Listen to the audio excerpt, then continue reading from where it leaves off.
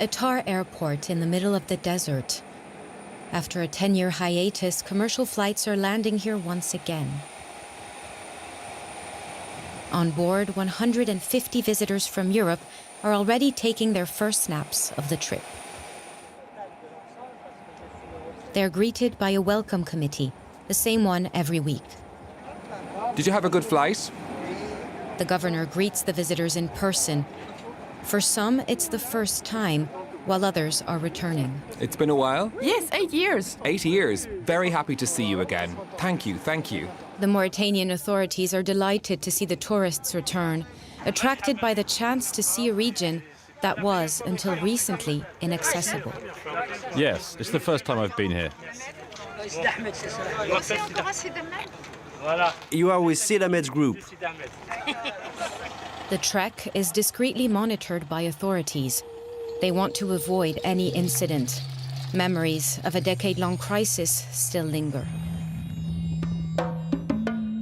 The region has a recent bloody past. In 2007, 4 French tourists were killed, prompting Paris and much of the West to advise against all but essential travel to Mauritania.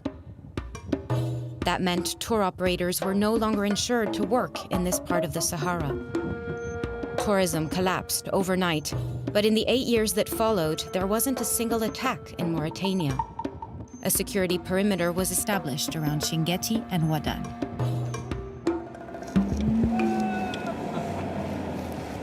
The trip starts here, with dunes as far as the eye can see.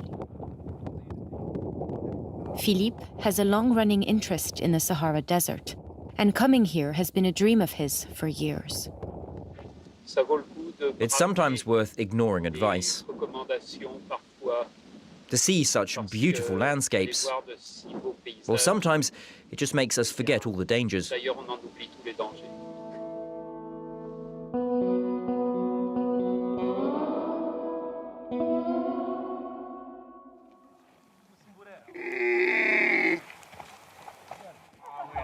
It's the first night in the desert for these Western tourists. The camel herders gear up for the trek, and the visitors stock up on carbs ahead of a long day's hiking.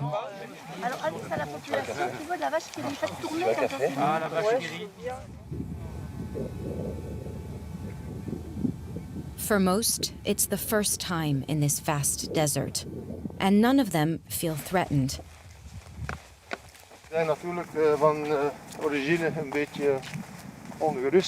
My friends and family were worried because they know about the jihadist groups that have existed in the Sahara over the last decade. But I had a look at the Belgian government website, and it said the area of Mauritania we're in now was safe.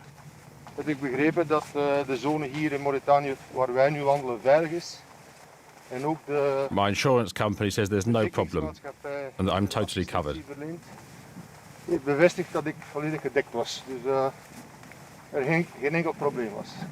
A wondrous sea of sand is how the Mauritanian organizers want the tourists to remember the Sahara.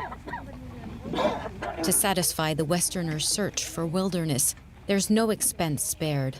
Each party has 1 camel per traveler to carry their gear. Once the country was deemed safe enough, the logistics were up and running in a matter of weeks, leaving the trekkers with little to worry about besides contemplating the Sahara.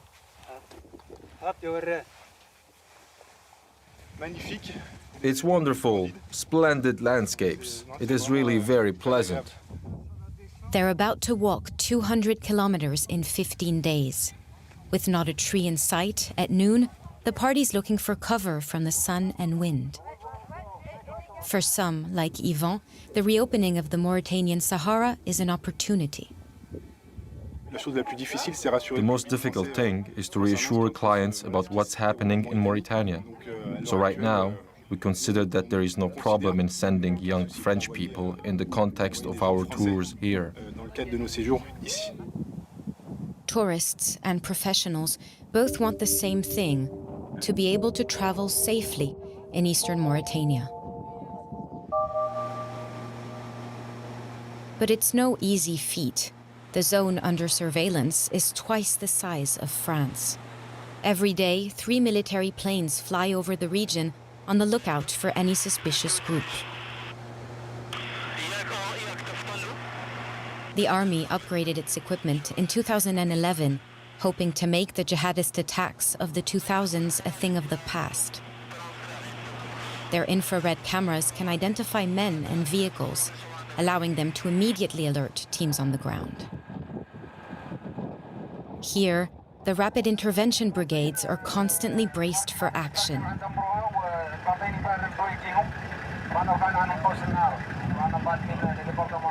With this exercise, the army wants to show us that they're firmly in control.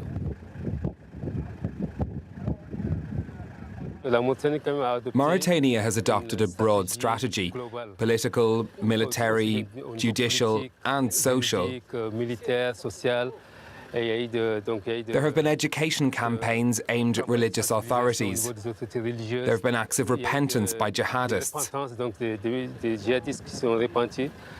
And there has been a reorganization of the army. Since 2010, there has not been a single attack on the national territory. Mauritania has indeed come a long way. Its army was a shambles just 10 years ago. Since then, the military has invested, recruited, and equipped itself. In 2005, it was here, on Chinguetti base, on the Malian border, that the military was first defeated. 15 of their men were killed by Al-Qaeda. But today, Nouakchott has gained the upper hand over the terrorists.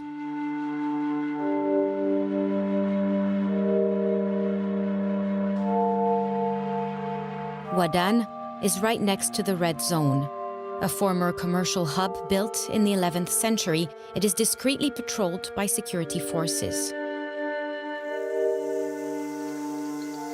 But its eerily empty pathways are a far cry from the bustle of the 2000s, the golden years for tourism.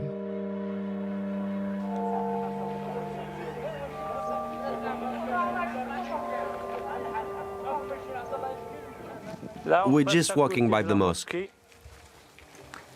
The Mosque of Chinguetti, an architectural gem of the region, is open to visitors. Like Wadan, this town is a UNESCO World Heritage Site. The tourists' arrival mean many locals are back in business. Over the past 4 months, flights from France have resumed and 1,000 people have seen Chinguetti, which is considered the 7th holy town of Islam. Going to Chinguetti is like going to Timbuktu, Gao, Agadez, Kairouan. These are important cities of Islam. This is an important moment.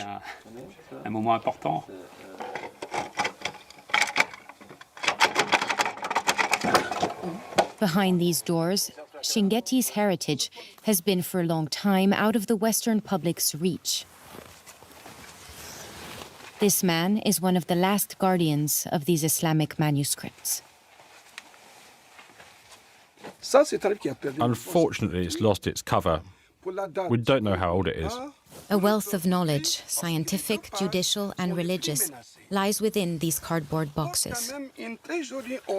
This heritage, under threat, has only survived thanks to this man's courage. The famous UNESCO promised us funds, but promises only bind those who listen to them. It's a shame. This is the oldest Quran in Western Africa.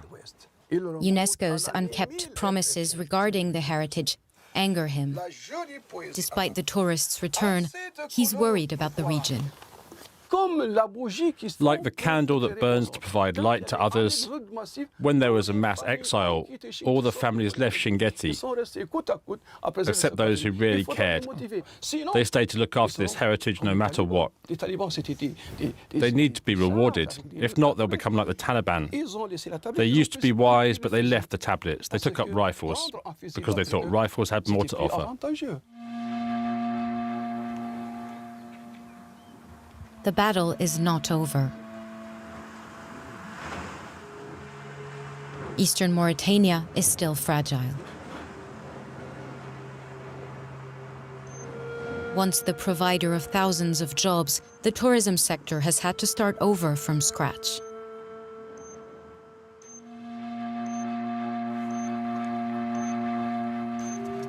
The desert nomads have been hit particularly hard by the departure of Westerners and the rise of terrorism. This former camel herder depended on tourists to make a living. Thousands like Fadili lost their jobs and are yet to benefit from the sector's regeneration. Nothing has changed for him since the tourists' return. To survive, he accepts any odd job.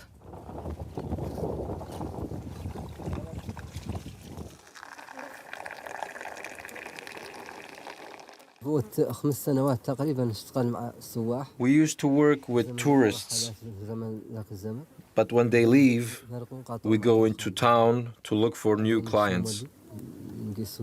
Sometimes it works, but sometimes it doesn't. And we return to the village to try to do some herding or agriculture. Unfortunately, there is not a lot of work. Apart from tourism and mining, this remote region has very little source of revenue. Unless the economy is diversified, it will continue to rely on Western visitors' advice given by their embassies. For now, though, locals are enjoying the moment, the end of a tourist season that has opened Mauritania back up to the world.